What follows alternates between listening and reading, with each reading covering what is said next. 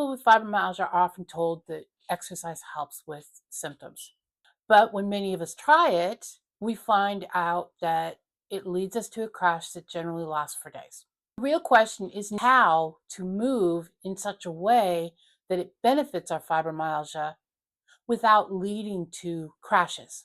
Welcome to Holistic Fibromyalgia Journeys. This channel is about understanding fibromyalgia honestly, realities of living with it, things that make it harder, and the things that can slowly make it more manageable. In the last episode, we discussed how food can be used to support our energy levels. Today, we are going to talk about something that's much harder to talk about because we don't like the word. That's movement and exercise with fibromyalgia. They often tell us is diet and exercise. What is exercise? Exercise is designed around somebody who is able-bodied, not someone who deals with the type of issues we do. With fibromyalgia, the nervous system processes effort differently. Overexertion will lead to days of pain or fatigue, so people stop exercising regularly with it. The fact is the reason exercise fails us is because it's focused on fitness. It is not focused on neurological system imbalances or tolerances. For people with fibro, the goal often isn't to train harder. It's to move in a way the body can actually tolerate, which means moving gently. One of the biggest things you need to do when you're looking at the word exercise is realize that the word is not meant for you. But the word movement is extremely necessary for us. One of the problems we deal with the most is stiffness. And this is why exercise actually does help. Some things you can do is something like a wobble cushion. It is something that you can sit on and it makes it so the surface is not completely stable. What it does is keep your body moving. But I've learned never to sit in one position for too long. And it's the only way that I can maintain mobility. Last August, I decided to go back to trying to use the gym again. I've been in and out of physiotherapies, most of it water-based, which for me is good because it enables me to actually walk in a more normal pace rather than with the limps that I generally do. There are other things like yoga, very slow, very gentle. And it actually can help also dial down some of the temperature in your brain because it causes you to relax. Sometimes it just takes 2 minutes in simple stretches just to try and keep your body from stiffening.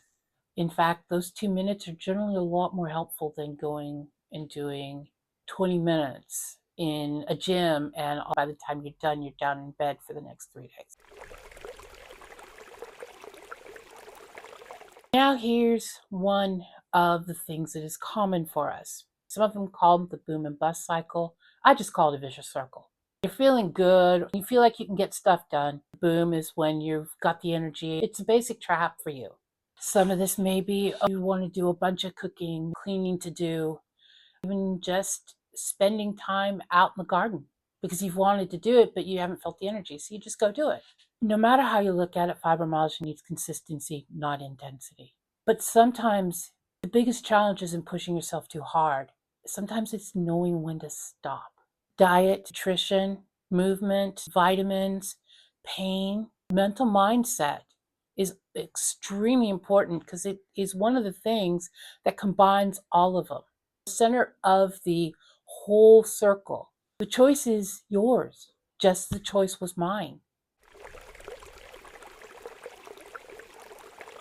For the first 10, 15 years, I was trying to do too much. And I never let myself shut down. So I started passing out because my body was like, okay, we can't handle it anymore. So if you're not going to rest, you're going to rest whether you like it or not. And as the years went by, I began to realize what a trap that bed was. The more I stayed in bed, the stiffer I got. I got to the point where I was sleeping 16 hours a day. As I started adding more movement into my schedule, sitting up more, doing this tiny movements, it did work on unlocking some of the muscles that were so painful. Anytime I would stay in bed for a day or two because I was either reading, but by the time I got up, I was in so much pain. So I stopped doing it because it wasn't worth the cost. I finally made a rule for myself. I don't take naps. I don't spend time in bed, except for at night, which is generally between 6 and 8 hours. Otherwise, I'm sitting up. I'm doing my movements. It's not always easy, and there are so many times that I just want to go lay down and I don't, simply because I don't want that stiffness. The fact is, spending more time in bed gives your body permission to be more inflexible. And that very inflexibility is another vicious cycle. The more you're inflexible, the more you hurt, and the more you don't want to move. Everything about our illness is about a circle, and we're the only ones that control that circle. Last August, I started going back to the gym very cautiously. I started with what's called a toning circuit at this particular gym, where they have machines that just work with you on flexibility. They do some of the exercises you see in the gym, but the machine powers it. The only effort you do is whatever resistance you put in. And that's how I started. And then I added what was called a hydro gym, which is basically a gym that is in the water. It's an aerobics class, but it was specifically designed for those with disabilities. And I won't lie, they hurt during most of them. And it took me saying, okay, I am not going to give up. I am going to be cautious. I am going to maintain a minimum of 2 exercises a week. I don't do the exercises the exact same way everybody else does. I maintain a hold on the wall because I suffer from falls. I do more stretches than they do, but that's just me because I've found out fairly recently that I also have hypermobility.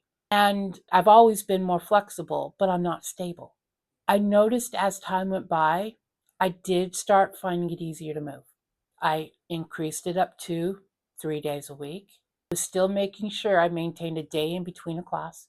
And I chose to do this because one of my goals is losing weight. And that's been part of my journey and been going on for several years. The exercise is just the newest strain to it. And there has been a few times that I've gone several days without exercising, and I've noticed the difference because that's when a flare happens. But I have also noticed that as my stress increases, it also changes some of my tolerance levels with exercise. And I think that's one of the things people got to learn. Movement is not in isolation. Pain is not in isolation. All of it is combined into the same equation. One of the most important things you've got to learn is your own limits.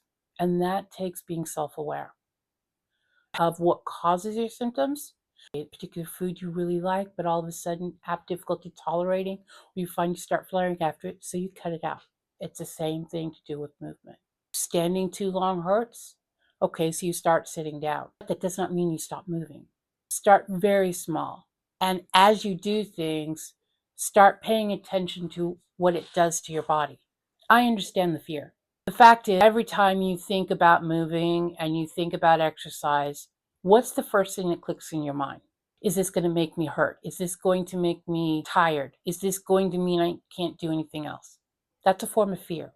I still live with the fear of pain every single day. I live with the fear of returning back to how it was before, when just moving my eyeballs hurt, and when I was falling very frequently, and the feel of hitting the floor and what it sends shattering through your body. Never mind the embarrassment that comes from it, especially if you do it in a public place. This is a choice you've got to make. Maybe what you start out with doing is something like 2 minutes of stretching. Maybe raising your arms up and down for a few minutes. Maybe doing some research into things like yoga, into Tai Chi. They build mental mindset as well as flexibility. Because ultimately that is one of our biggest enemies. The difference between inflexible and flexibility. Fibro causes a lot of inflexibility. The entire point, this is a progression. You don't have to start big. And sometimes it starts in your head. You've got to make a choice. Do you want to continue letting the fibro control you? Or do you want to finally start turning it into something manageable? One of the big mindset changes you've also got to deal with is that this world pressures everybody. You see it on the TV, you see it from your doctors, you see it from your family members, and all they say, well, if you just exercise, you'd be better. It'd be like someone looking at you and tell you to do HIIT training, which is high intensity impact training. I've got a friend who's into it. And I swear he's older than me by 9 years. And my God, that man's got a body that won't quit because he's got the ability to do it. And I won't lie, I'm envious. I would love to be able to do something like that. But that's not my reality. The important thing you've got to remember is that movement shouldn't feel like it's punishment. It shouldn't feel like it's got to be so intense just because that's what everybody else does. It should feel like you're supporting the body that you actually live in. And on some days, that support might mean just resting. Learning to move without crashing is a progression of experience. It's about learning your body. It's about going through different exercises and using trial by error. Fibromyalgia means you'll probably go through long periods of time that are just trial and error, learning how to use one movement and learning how not to use another. It's about finding a balance that works for your particular symptoms.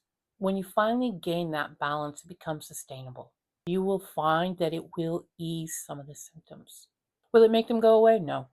You got to accept the fact you are who you are. Each of the things I've discussed over this first foundational series, it's about management and building a life that accepts your illness if you do live with fibro, or maybe if you watched a family member. I'm curious about what your experiences are. Have you seen movements that you feel more comfortable doing?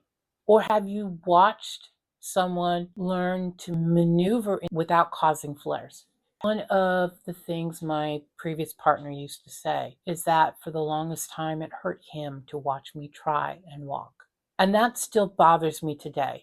He passed in 2016, but I still felt guilty for what I felt like I was inflicting on him. Should I? Probably not. Doesn't stop the fact that I do. Next week, I intend on discussing identity, whether it be culturally, work, social, and disability. I do intend on breaking them down further in later episodes because no matter how you look at it, chronic illness does dictate what your body can do, and it can also change how you see yourself. I do want to thank you for being here. I hope you have a pleasant week, and I thank you for being a part of this community. These episodes are based on personal lived experience research. They are not medical advice. If you find you need medical advice, please see your physician and use it to guide your own research.